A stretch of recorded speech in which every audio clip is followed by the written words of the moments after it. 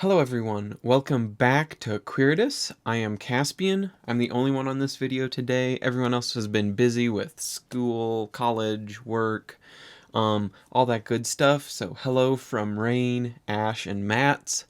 We are doing another episode of Let's Talk About, which is our series discussing lesser known gender identities, sexual attractions, and other lesser known topics from the LGBTQ2S plus community. On today's episode, we are going to be covering Aromantic. We've already covered asexual. That was our previous episode. We covered the difference between romantic and sexual attraction, which there is a difference. If you haven't watched that video, go check it out. And today we're getting kind of the second half of the two halves, the A's, so to speak.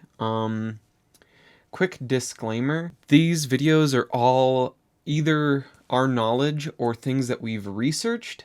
So in this episode, there's no personal experience, at least from me. I am fully traditionally romantic, I would say. So it's all things I've researched, and just so you know, this is all what I've looked up. There is no wrong way to be aromantic, so you might have a slightly different definition. This is just kind of a general, look at aromanticness. Being aromantic means that you have little to no romantic attraction. Aromantic people can still be in platonic relationships with someone. This can include a platonic relationship with romantic aspects. It does not exclude having, partaking in romance. It just means you do not have romantic attraction, similarly to asexuals and not having asexual attraction.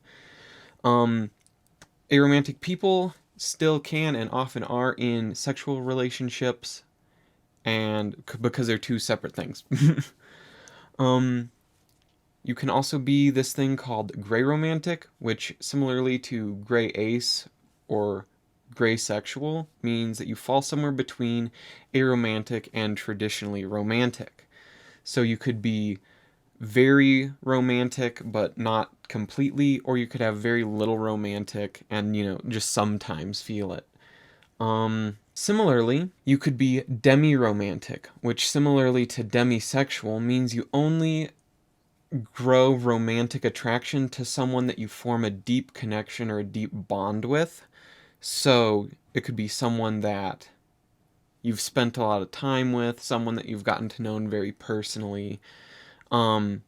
Just it's feelings that evolve over time, even more so than they would with just normal romanticism, I guess, would be a good way to say it. There is no wrong way to be aromantic, and you can use any of these terms that feels most comfortable to apply to you.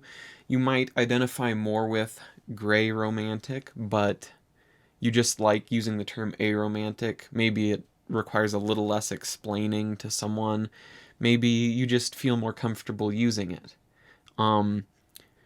Again, it's all about what fits you best and knowing that, you can find the term that suits you and you feel comfortable in embodying. That brings us to our next little part here, which is talking about being ace, aromantic and asexual, which some people do experience both, which means you don't feel romantic or sexual attraction. Also, adding on to being aro-ace, you could be gray aro-ace, which means you're gray ace and gray aro, which means you fall between the two sides of both of those. Or you could be fully aromantic and gray ace, or gray romantic and fully ace. So there's plenty of ways to have these terms fit you, and you can find the one that suits you best and use it if you want, of course. You can find any way for these terms to suit you and serve your purposes best. And that's our little quick let's talk about aromantic. Again, if you haven't checked out the asexual one, give it a look. We've covered some terms in that one that relate to this, so give that a watch. Please comment, subscribe, all that good stuff. We have a Discord, we have a website, all of that will be linked. Make sure to have a lovely day. Thank you all for watching.